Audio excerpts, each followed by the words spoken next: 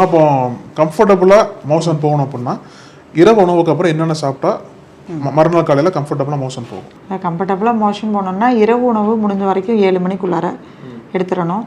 ஈஸியாக செரிக்கக்கூடிய உணவுகள், ஆவியில் வேக வச்ச உணவுகள், அதுபோல் ஈஸியாக செரிக்க உணவுகள், பல உணவுகள் நிறைய எடுக்கலாம், நீர்க்காய்கறிகள் நிறைய எடுக்கலாம். அடுத்து படுக்க போகும்போது பார்த்திங்கன்னா கடுக்காய் பொடி, நம்மக்கிட்ட குமரி கடுக்காய் பானம், கத்தாழை கடுக்காயில் குமரி கடுக்காய் பானம், திரிபலா பொடி, குமரி கடுக்காய் லேகியம், இதுபோல் காலை இஞ்சி கடம்புகள் சுக்கு இரவு கடுக்காய், ஒரு மண்டலம் உண்டு வர கோலூன்றை கிழவனும் கோலை வீசி குமரனாக நடப்பான் அப்படிங்கிறது திருமூலரோட கூற்று. அப்போ காலை இஞ்சி கடம்புகள் சுக்கு இரவு கடுக்காய் இது ஏதோ ஒரு விதத்தில் உள்ளார எடுத்துகிட்டே வர்றீங்க அப்படின்னா ஈஸியாக வந்து ஃப்ரீ மோஷன் ஆகும். இன்னொன்று என்னென்னா விளக்கெண்ணெய். இப்போ பெரியவங்களாம் வந்து பருப்பு வேக போடும்போது விளக்கெண்ணெய் ஊற்றி வேக போட்டாங்க.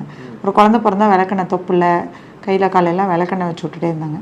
அப்போ அதிகமான பயன்பாடு விளக்கெண்ணெய் இருந்தது. இப்போ அது இல்லாமல் போயிடுச்சு. அதை மாற்றிக்கிட்டோம். பச்சை தேங்காய் பால் நிறைய எடுத்தோம், பழங்கள் நிறைய எடுத்துக்கிட்டோம் அப்படின்னா ஃப்ரீ மோஷன் போகும். ஓகே.